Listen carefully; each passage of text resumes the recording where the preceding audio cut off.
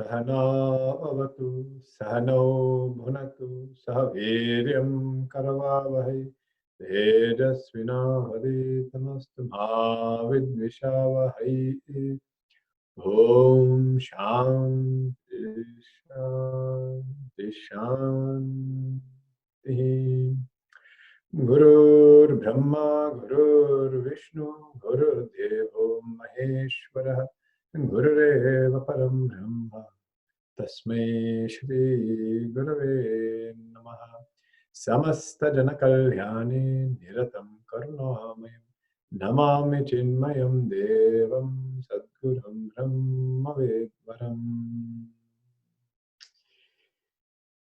Shruti Smrti Purananam Alayam Karunalayam Namami Bhagavatpadam Shankaram Lokashankaram. Rupam Drishyam Lochanam Drika Tadrishyam Draktumanasam Drishyadi Vrattaya Sakshi Drage Vanatu Drishyate. We have completed 19th verse, and in these last few verses, the power of what is called the Maya Shakti was described. What does Maya Shakti do? Maya Shakti is that which conceals things and projects things. Concealing, projecting, which means hiding the truth and then projecting that which is not the truth. Concealing and projecting. We found that this happens within the body between the Sakshi is concealed and then body, mind, intellect, ego is projected. Yeah. So Sakshi, pure self, covered. Body, mind, intellect, projected. Then in the world outside, Brahman, Satchidananda Brahman, which is the substratum of the universe, concealed. And on top of that, Jagat, Sarga, Sarga is projected. This Sarga is always changing. It has Vikara, modifying. So the world is always changing and modifying. Yeah. And thus, when we cannot see the difference between the world and Brahman, we think that when the world is changing, Brahman is changing. And therefore, there's confusion. Same thing, when we look at this, Drig-Drishya, the Drig is the Sakshi, Drishya is body, mind, intellect, ego. And that body, mind, intellect, ego is undergoing birth, death, growth, fear, problems, calamities. But Sakshi is having none of that. But we have superimposed all the problems of the ego onto the Sakshi. And the Sakshi is who? Sakshi is me. That's who I truly am. But all the problems that are connected to body, mind, intellect, and ego are projected because they're mixed together. And so then the person feels that me, the Sakshi, has now got all these problems. Yeah. Therefore, we need to practice Drig-Drishya Vivek to separate these two. So by practicing this, we separate confusion within us, who is suffering and who is free, who is bound, who is free. And in the world outside, what is changing and what is not changing. That's where we have to find. So this is the need for practicing this Drig-Drishya Vivek. The need of it is this, and this is how where we're supposed to do it. Now, question is how?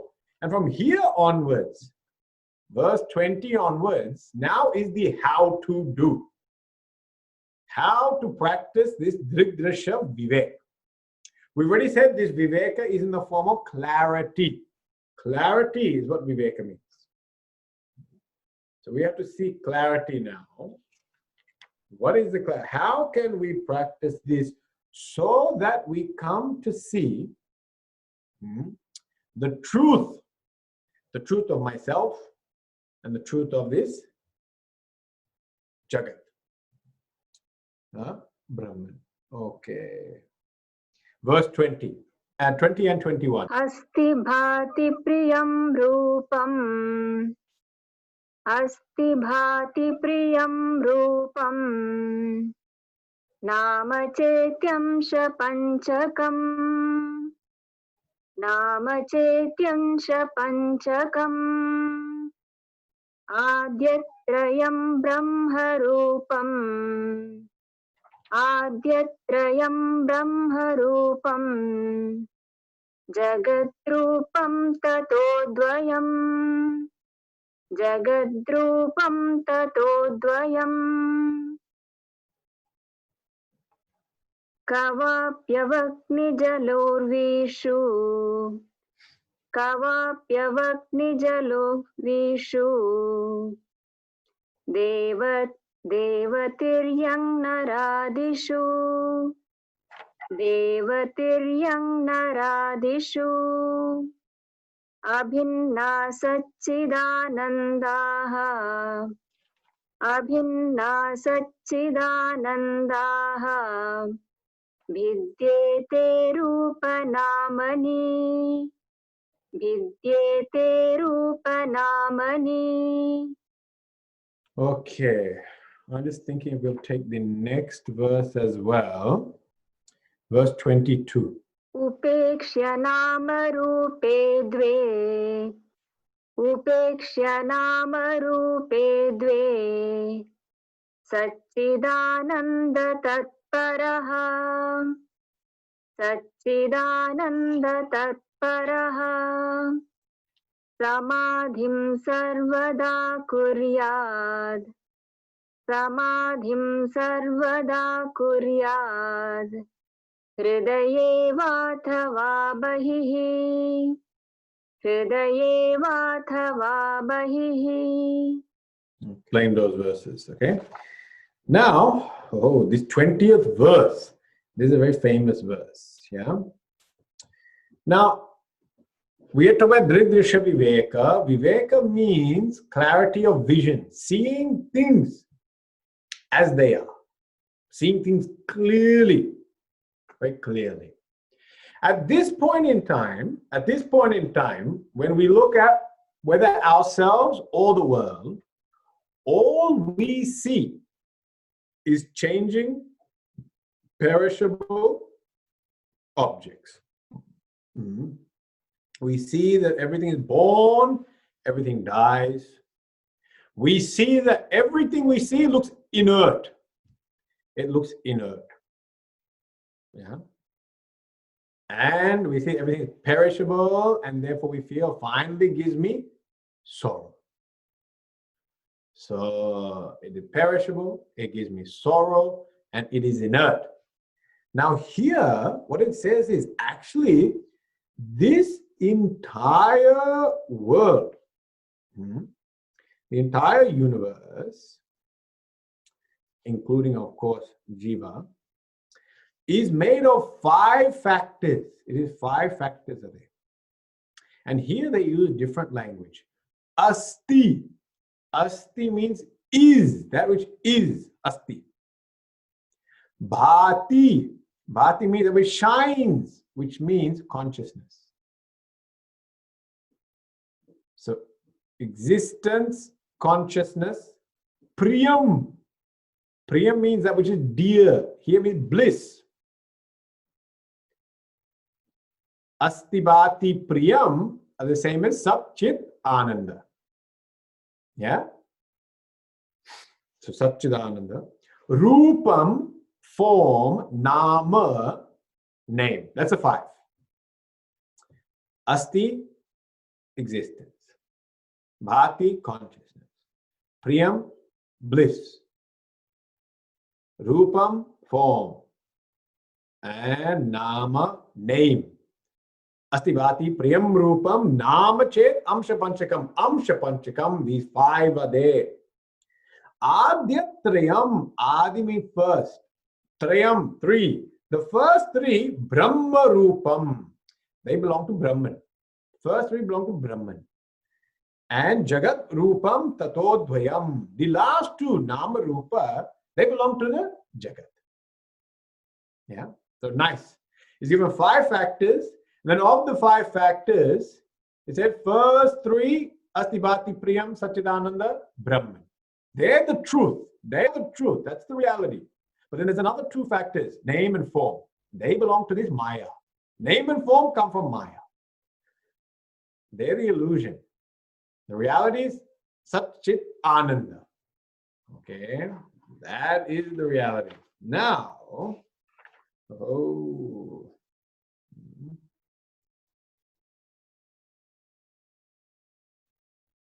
okay. Then in this 21 verse, Kam Vayur Agni Jala Urvishu.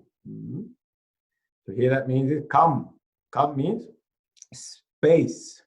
Vayu, air. Agni, fire. Jala, water. Urvishu, earth. 5 fundamental elements. Deva, gods. Tiryang, animals. Naradishu, man, etc., etc. Abhinna. Abhinna means they are not different. They are the same. Satchidananda. They are the same existence consciousness. Vidyete rupanamini. Vidyete, difference. The difference, rupa, nam, rupanamini, name and form. There's a difference. Okay. So it is saying the entire universe is made of these 5 principles. Yeah. Asti Bhati Priyam Satchidananda. Okay. This Satchidananda is the same everywhere. It is the same. There's no difference. The Satchidananda in you, Satchidananda in me, Satchidananda object, Satchidananda in world outside. Same for everything. What's the difference? Name and form.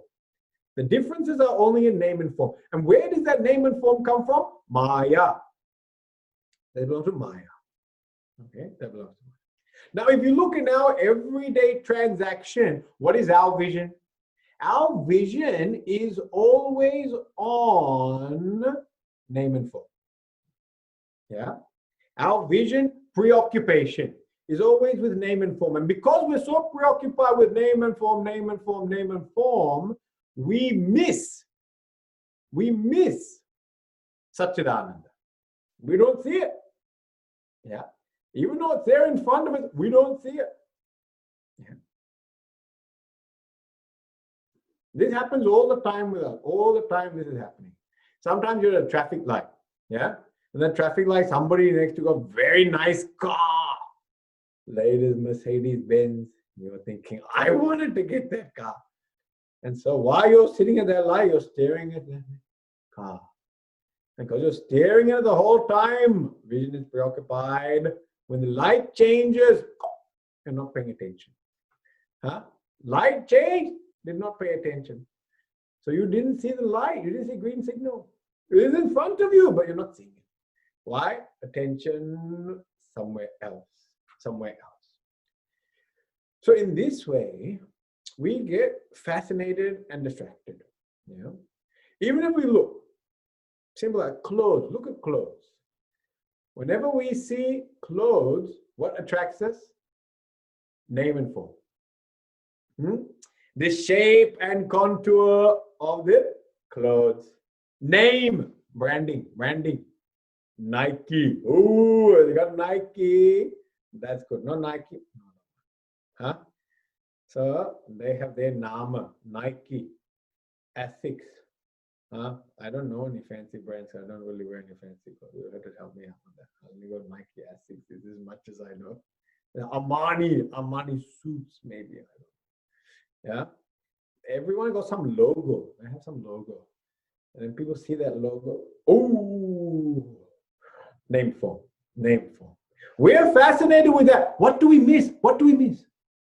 We miss that the Nike t-shirt, and the Kmart t-shirt are both made out of cotton. Both are made out of cotton blend polyester.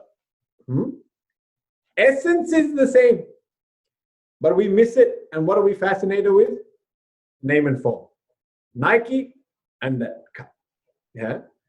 But the t-shirt essentially is made, same essence is there. Essence is the same, but I'm not paying attention to that. I'm paying attention to name and form. So I get caught up in name and form. Yeah, I get caught up in name. In family, we get caught up in name and form. Individuals, name and form. Individuals have name and form. Every child got different name. Every child looks different form. And therefore we forget the essence that we are all from the one family. Actually, same DNA is going to the siblings. Same DNA is going to the siblings. Essence is the same for us. This is what happens. In life, we always get fascinated in name and form, and we can't see, become blind to essence. Therefore, this Drig-Drishya Viveka, it is just sharpening and changing our vision to see the essence. That's what it's trying to do. See the essence. Why see the essence? Abhinna Satchidananda, because it's not different, it's the same. The essence is the same in all. Essence is the same in it. But name and form are different. Name and form. Yeah. It's like when you look at this computer, so many different names and forms are there, all different names and forms, lovely names and forms. But everyone, student of Vedanta. Student of Vedanta, to be sitting on this, should be student of Vedanta. Otherwise, accidentally you got onto this Zoom. Oh, bad idea. Better leave. This topic is heavy. Accidentally, because Zoom bombed. I Zoom bombed this meeting. I thought it'd be fun. Then I realized, oh, Nama Rupa, Amsha Panchakam, Asti Bhati, Priyam, bro. I don't know what he's talking about. He talked about, Nike t-shirt. I'll get one of those. That I'll end up doing, but the rest of it, didn't get.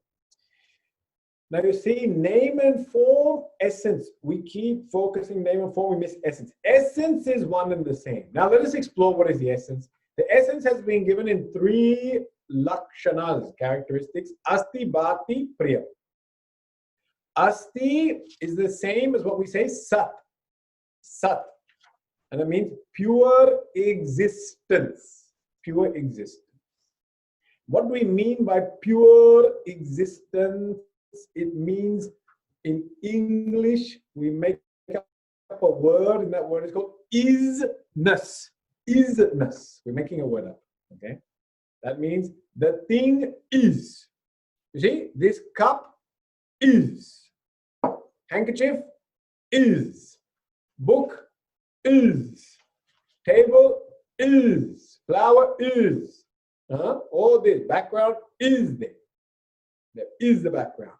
This is called existence. All of them share existence. All of them share existence. All of them share that. So this isness means it is one and the same. We said essence has got 3 lakshanas. Those lakshanas are Sat, pure existence. Is. Everything that we see and experience, isness. Okay. Second one, Bhati. Bhati means Chit Swarupa, consciousness. Everything is pervaded by consciousness. Everything is pervaded by consciousness.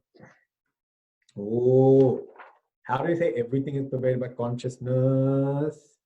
Because in order to know that something exists, consciousness must become aware of it. Okay?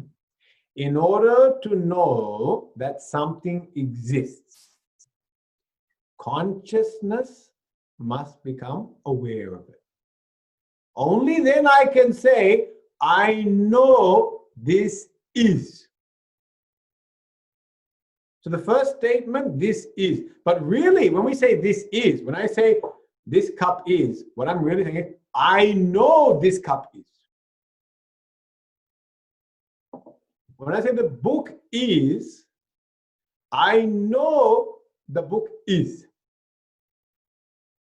I know is there. I am aware. I am aware of the existence of the book. I am aware of the existence of the cup. So that I am aware, that is called consciousness.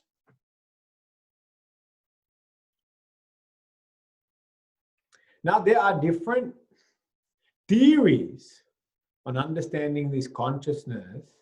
One theory, they say, when you perceive an object, one theory is when you perceive an object, the consciousness flows out through the senses and envelops the object. Yeah. And then there is a thought of recognition. The thought of recognition dispels the thought of ignorance of the object. So thought of recognition goes out on the consciousness.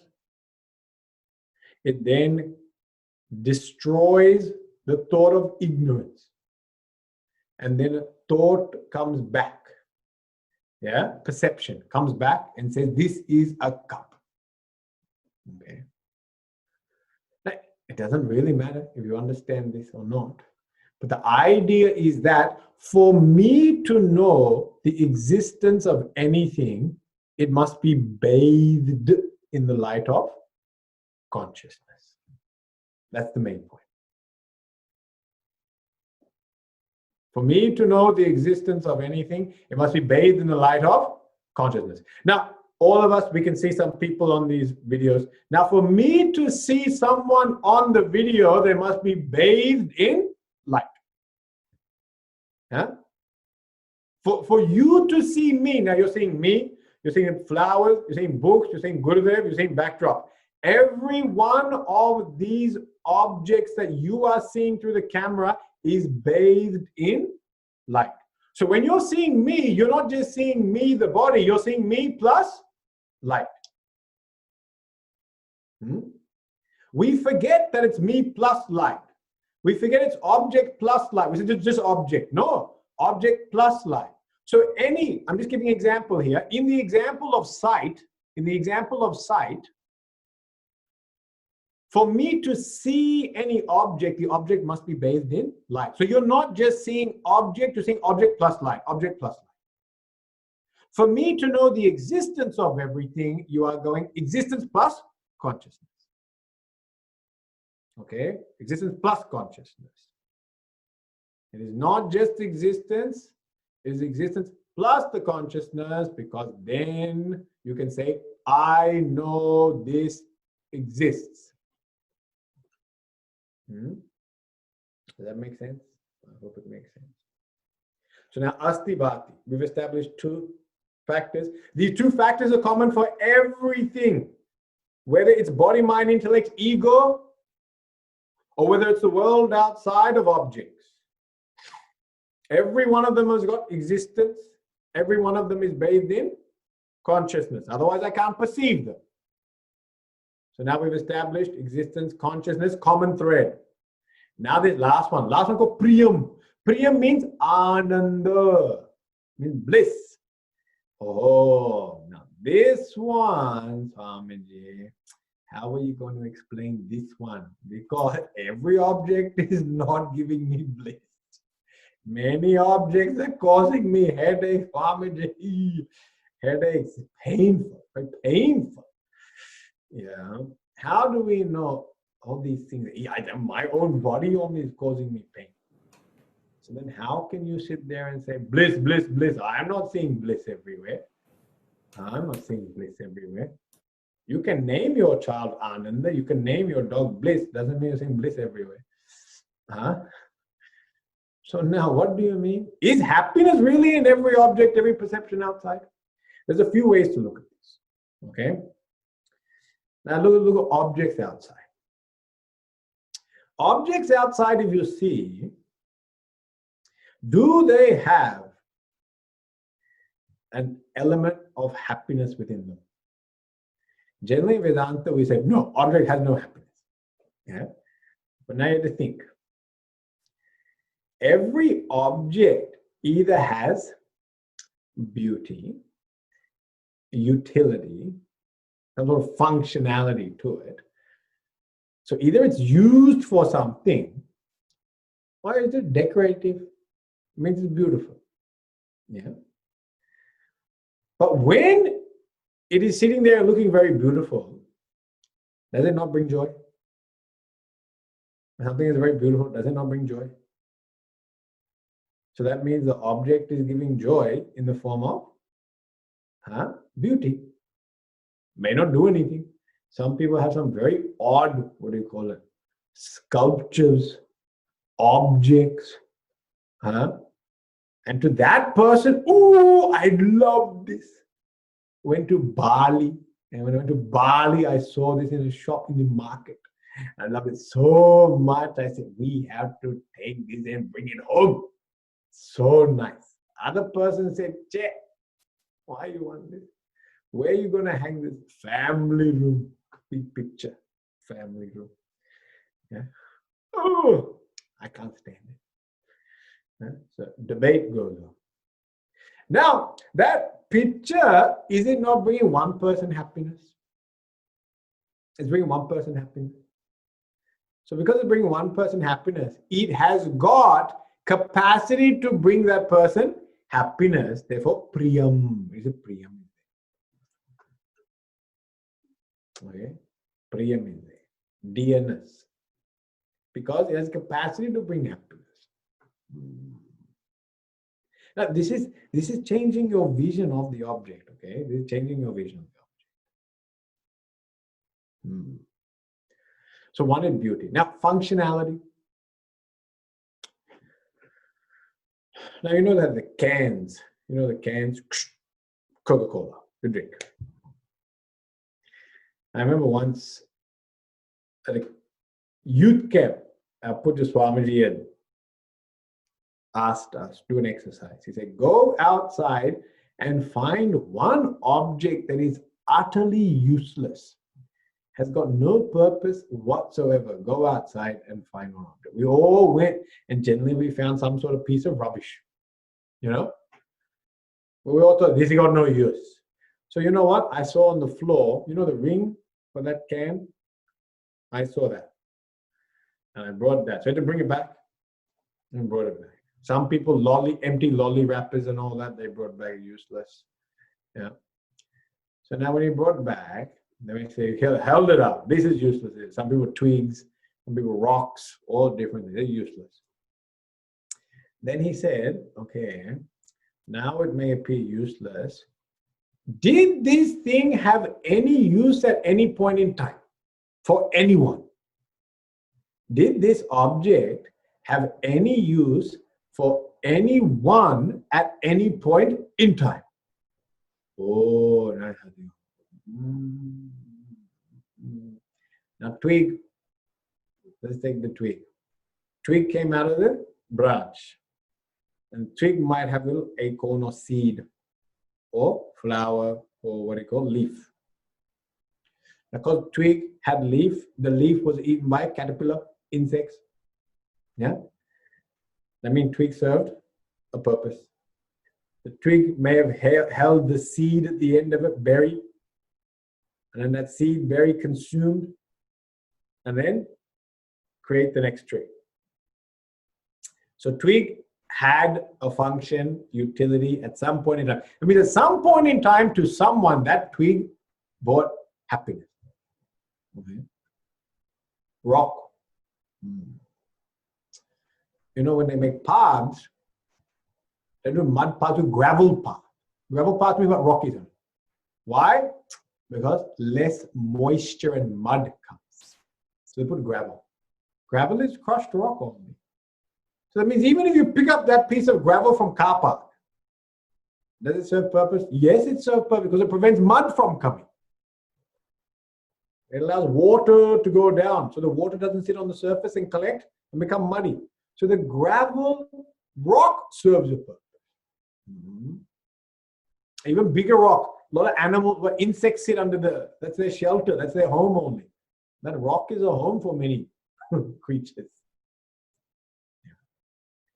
Then I looked at my little lid of that can, the ring of the can.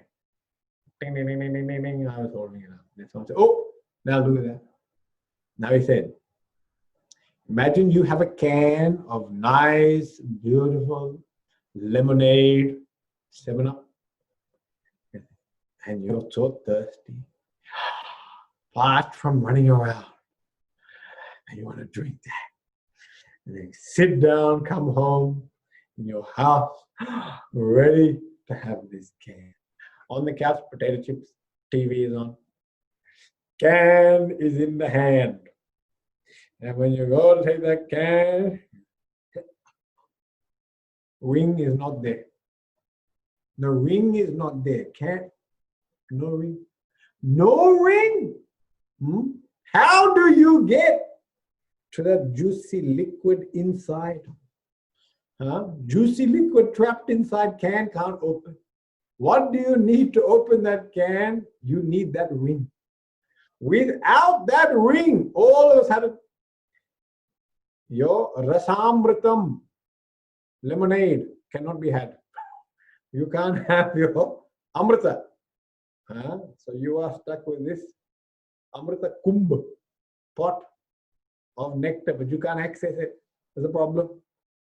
So that ring is the most valuable thing for that person who wants to open that can and drink. It's a different way of looking at the world.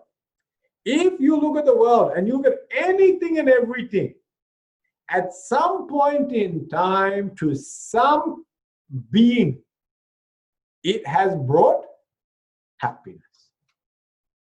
It has brought happiness, which means Ananda Swarupa has manifested it in it at some point in time. At some point in time, the Ananda Swarupa has manifested. Maybe now it's not manifesting, but latent. It may be latent and dormant, unmanifest, but it has manifested. It has manifested. So every object that I look at some point in time, it has brought forth joy to someone, somewhere. Joy to someone, somewhere, which means it inherently had Ananda. That Ananda went from unmanifest to manifest and then used, utilized, disposed of. It's gone back to unmanifest. Yeah. But now I have to look at it from that vision. From my vision, when I look at this, I can't say this is completely useless and devoid of happiness. I know at some point in time, there was Ananda. We know the object exists, it's sitting in front of you. And we know that for you to perceive it's there, it's bathed in the light of consciousness. So now when I look at the world outside, what do I see? Object that exists, Sat. I know it's there, Chit. And it has brought someone at some point in time happiness, Ananda. This Satchidananda is the essence of everything. It's the essence of everything. Yeah. So this Satchidananda is everywhere in every object. Some of it is manifest, some of it is unmanifest. But it is there. Just because it's unmanifest doesn't mean it's there. Doesn't mean it's not there. Okay? Take a cup of salt water. You get a nice clear glass. You put salt to the bottom, white powder. Then you pour hot water. And when you stir, what happens to the salt? Can you see it? Can't see it. Salt appears to be invisible. But when you drink it, what happens? Manifests. Salt is there. So just because you can't see it doesn't mean it's not there. Just because you can't see Satchidananda doesn't mean Satchidananda is not there. It's there. Sat we can see, Chit we can understand. This Ananda is very tricky. This Ananda is one where we get caught. Because we can't see that Ananda. We can't see that Ananda. I go to my extended relative's house, I meet this third cousin that I've hated ever since I was born. I can't see Ananda in that person. I can't see it. But he brought some form of happiness to his mother when he was born. Ananda. He has brought some form of happiness to his siblings at some point in time. Ananda. He has brought some form of happiness to his wife, maybe Ananda. And he has brought some happiness to his children. Ananda. To me, never. Always making fun of me. Bullied me. Bullied me. Never let me play cricket with him. He said, you can't play. He never let me bat. When it was my turn to bat, he snatched it from me. No Ananda. He has brought Ananda. That means for you, it is invisible, but unfortunately, the Ananda is still there. It is there. But other people will say, oh, a wonderful person. You look at Ravana. Ravana is the epitome of evil, but he brought Ananda to people. Indrajit, his son, was so dedicated to him. Kumbhakarna, the brother, so dedicated to him. He protected that kingdom and brought lots of wealth to that Lanka. So he brought Ananda to people as much as other people had problems with him. So if even Ravana can bring Ananda, then that's good for us. We must have the belief that we can bring Ananda as well. But if Ravana can bring Ananda, our plight is not so bad, you know. We also can bring Ananda. It's possible. Yeah. So if someone is saying you're a terrible person, you say, no. Ananda is there. You haven't tasted it yet. No, unmanifest. It will come. It will come. Yeah. So, an interesting way of looking at the world, isn't it? Very interesting. Different way. We are trying to make that which is unmanifest, make it manifest to our vision. To our vision. Like I said, looking at the jumper, seeing color, name, and form, or are you seeing cotton, wool? Are you seeing the thread? So when you look at the jumper, you don't think wool, you just think orange jumper. But now shift the attention and see the essence. The essence is wool. Wool. Each week wear a different jumper. Oh, Sanjay, I like this jumper, like that jumper, like that. All is wool only. When you have vision of wool, he's wearing the same thing. When you have vision on name and form, different things. And then when they're different things, what happens? Likes, dislikes. Sanjay, last week's jumper was nice. This week's jumper, not so. No. Oh, this week's jumper, much nicer. We need a change, Swamiji. You must change your jumper. Can't keep the same thing, Swamiji. We get bored. We get bored. Do something. Change. Okay, jumper change. Wool is the same. Swami is wearing the same wool. Color, name, form. Keep changing. You don't know if I feel the same way about you. Sometimes maybe you should change your jumper. You don't know that. Maybe I'm thinking that. How come they keep wearing the same thing all the time? I actually don't even have freedom to change my color. I'm supposed to only be an orange. You have a lot more freedom to change your color. Then you say, Swamiji, see the thread. Thread is the same. Why are you worried about name and form? Come on, Swamiji. You're only teaching Drig-Drishya Vivek, but you are not practicing Drig-Drishya Vivek. So, this is such a fascinating thing. This verse is a unique aspect of this book. When you look at the world outside, now you can see existence, consciousness, bliss. You might not immediately see it because it appears unmanifest. Unmanifest, like this salt in the water, can't see it. But when you change your vision, shift your vision, change your perception using knowledge, you change your perception, all of a sudden, that which was unmanifest becomes manifest. Just like looking at the clear glass, you can't see salt. Drink the clear glass, oh, salt is there. Shift your vision, you will see Satchidananda Brahman everywhere. It is a change in vision. You don't have to do anything. Nothing is required. It's a change. And what do you mean change in vision coming from where? Knowledge. It's change in vision coming from knowledge. Like we said, the clothing is all different name and form. But when you have the knowledge that every jumper is made of wool, then it is one and the same. You see the sameness. To see the wool in the jumper, you don't need to do anything. Nothing needs to be done. It's a shift in vision. That vision comes because knowledge has been given to you. The knowledge, this jumper is made of wool. The knowledge, the second jumper made of wool. The knowledge, the third jumper also made of wool. With that knowledge, you will see wool everywhere. Now, this verse is giving you the knowledge that Satchidananda is everywhere.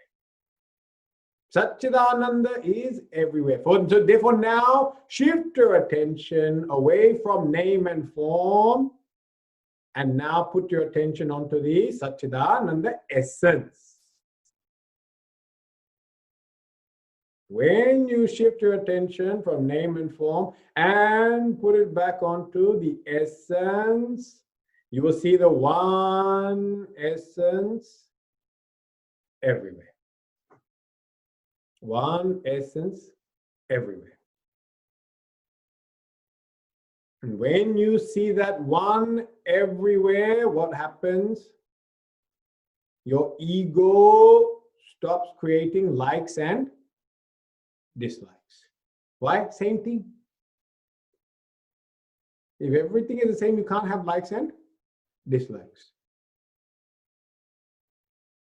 If on my plate, you put 5 different scoops or ladles of white rice. You put them in different parts of my plate. They say, which one do you like the most? How can I like one over there? Oh, white rice only. White rice, white rice, white rice, white rice. How can I have likes and dislikes? Cannot have. All of them are the same. When you see Satchidananda everywhere, you won't have likes and dislikes. This likes and dislikes is the problem. That's what agitates the mind. When I come near something I like, it gets positively agitated. That positive agitation is called excitement. Excitement.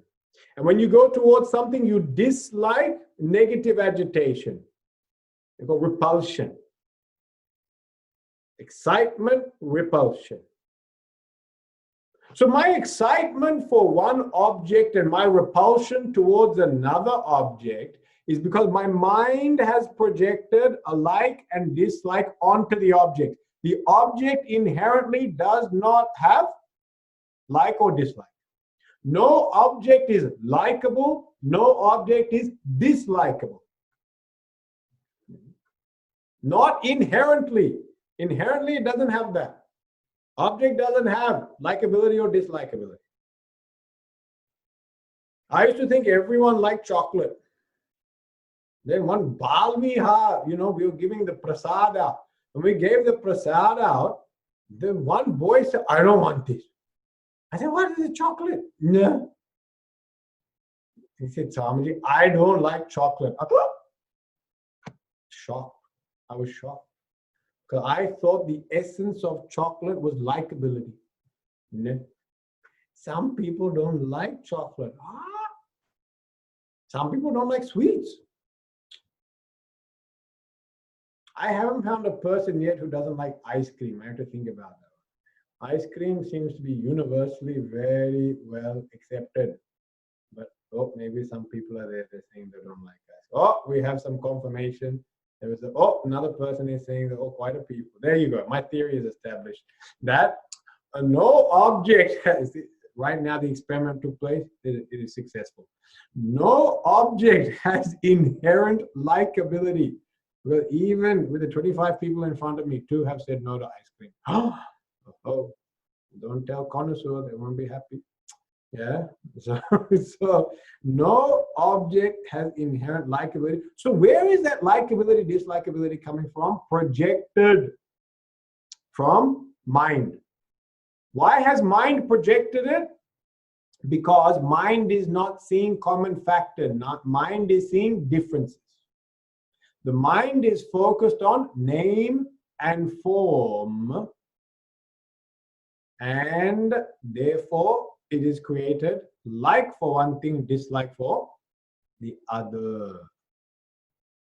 And that's where disturbance comes from. Disturbance comes from there. If you don't have it, it's perfectly fine. Get rid of like and dislike, you won't be disturbed. Shanti, shanti. Life will be very peaceful. You'll be able to accept any experience that comes to you. Traumatic experience, you can accept. Such is the will of God. Beautiful, benevolent experience. Such is the will of God. It is like that. Whether beautiful, pleasant, comfortable, or whether traumatic, terrible, horrifying, such is the will of God. Yeah, you will see them the same, and you won't be affected. You won't be disturbed. You remain sthita prajna, person of steady wisdom. Wisdom is steady. What is the wisdom that's steady? Constantly seeing Satchidananda in everything. Seeing Satchidananda everywhere. Okay. Now,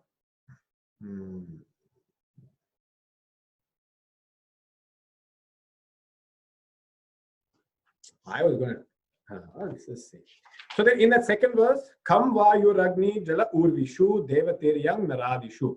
So Kam Vayu Ragni Jala Urvishu, that means space, air, fire, water, earth. In our Shastra, this is the classification of the 5 elements.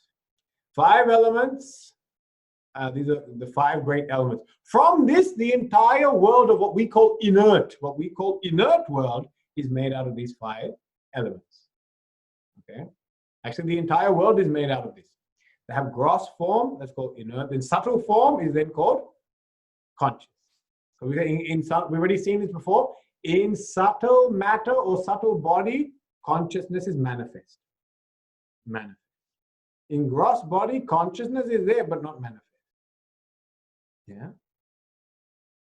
So what it's saying, whether it's the world of inert things, even in the world of inert things, Satchidananda is there. And in the world of living things, Deva, Tiryam, Nara. Deva means beings that are higher, exalted, higher states of existence. The higher states of existence. And Tiryam means animal, lower states of existence. Nara means human being, current state of existence. So whether in this current human form, Devata, exalted form, Tiryam, degraded form, Satchidananda is there in all. Satchidananda is there in each and every one of them. How were they classified as degraded, evolved, or exalted? Because name and form is differentiation. Satchidananda, same. Satchidananda is same. Dog, though, definitely Satchidananda. When you meet a dog, always happy. Tail is wagging. The dog, always Satchidananda is there. Yeah, you can see that. So, anything. It is abhinna satchidananda. Abhinna means no difference whatsoever. There is no difference whatsoever in any of this. So, this is the theme.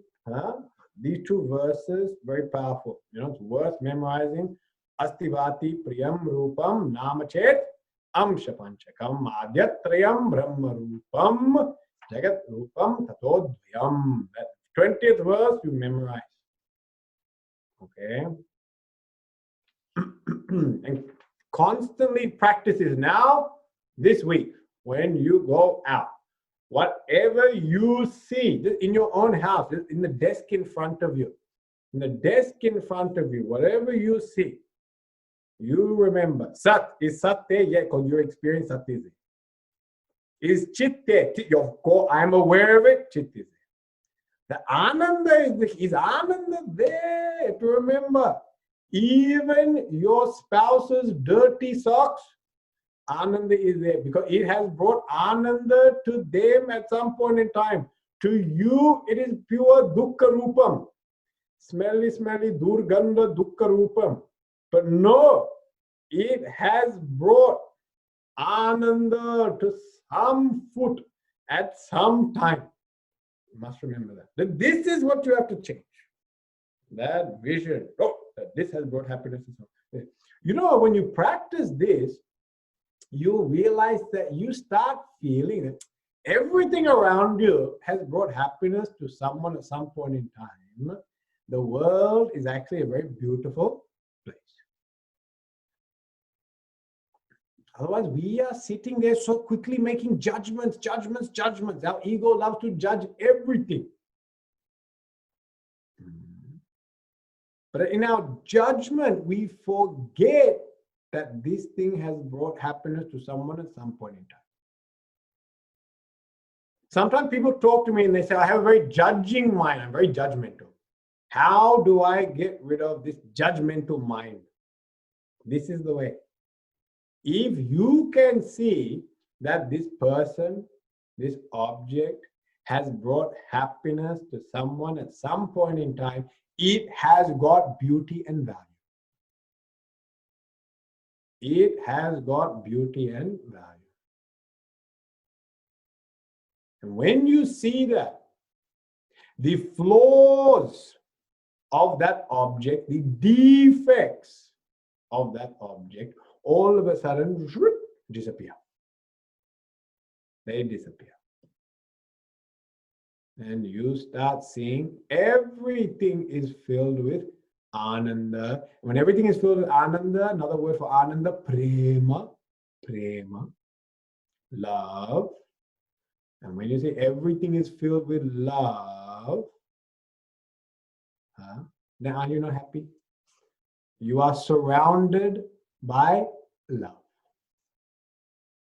Each and every moment, you are bathed in, surrounded by, ensconced within love all around you.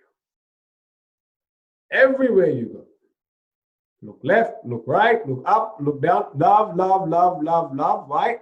Prema Swarupa, Ananda Swarupa. It is about bliss, I love. You live like this, life is very different. Life is very different. That means even in your enemy, you can see. In your enemy, you can see this Ananda is there. Why? At some point in time, it has brought me tremendous happiness. This is an interesting practical tip. In practical tips, many times relationships go from healthy to unhealthy. Friend becomes foe. Very common. This happens. Yeah, friend becomes foe. Person betrayed me. Took knife, stabbed me in the back. Et tu, brute. Et tu. Famous Shakespeare. Julius Caesar. Et tu, brute. His best friend stabbed him in the back and killed him. Oh. Friend becomes foe. And then that fault, that causes us much more headaches. You know why it causes so much grief? Because at one point in time, that person was so dear. And now they have become so much hated. And therefore, there's a feeling of betrayal. That betrayal means I can't understand why that person went from friend to foe. Why did they go friend to foe? Yeah. All this is focusing on name and form, utility value, beauty or aesthetics. That's the focus. The focus on utility value. Friend who was so helpful, now not helpful. Friend that used to hang out with me and make so many phone calls and we used to just muck about, now not available, too busy. Why? No more utility value. Therefore, you're not happy. Yeah. I really wanted them to come to this function. It's very important. They're so supportive. Never came. Hurt. I invited them to my daughter's wedding, but when their daughter got back,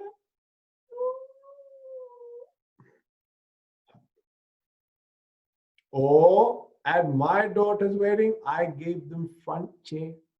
At their daughter's wedding, I was sitting next to the bathroom toilet.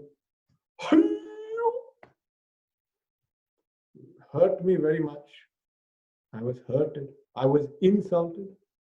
And then I was assaulted. We were assaulted by the smell of the bathroom. Oh, so many things. Could not enjoy. So this way, if I tell you a vision to help mend this, a vision to mend this is always go back and reflect upon the help that they gave you, support they gave you, love they gave you. You go and just reflect upon that. When you reflect upon that, you realize in that person there is inherent love. In that number one enemy, there is beauty. There is friendship. There is love. There is bond. It is there. To go back and just see how that person has helped you. That means recognizing the Ananda Swarupa that was manifest but now not manifest. I said when the salt, before you pour the water, salt is manifest. When you pour the water, unmanifest. Salt is still there, just can't see it. So when friend was giving me so much happiness, happiness was manifest. Now friend is so distant, happiness is unmanifest. But it's still there. Ananda is still there. I'm giving practical tip, practical Vedanta. How you can apply this. It's a very powerful thing. You just think about it. Oh, very powerful. Okay. So with that, I think we'll take that for today. And it's a nice thing for you to reflect upon. You're going to start practicing a lot. Okay. Change your vision by anything you see. Astivati Priyam. You follow Astivati. Satchidananda, Satchidananda, Satchidananda. Keep on seeing that Satchidananda. Life becomes most beautiful.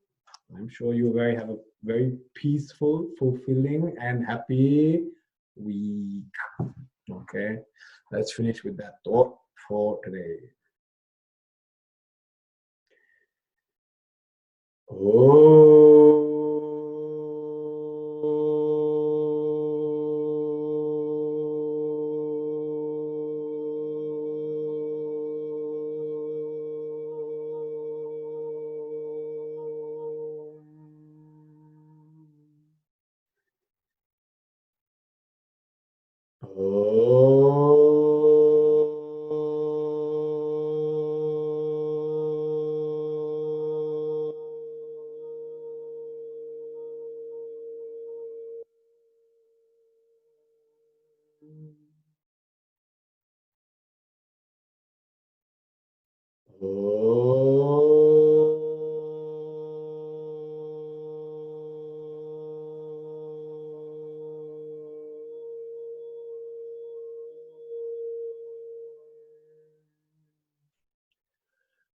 अस्ति भाति प्रियं रूपं नाम चेत् अंशपञ्चकम् आद्यत्रयं ब्रह्मरूपं जगद्रूपं ततोऽद्वयम्।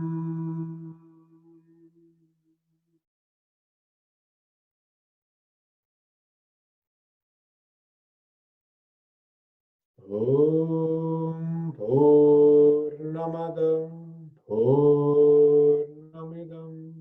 पूर्णमुदच्यते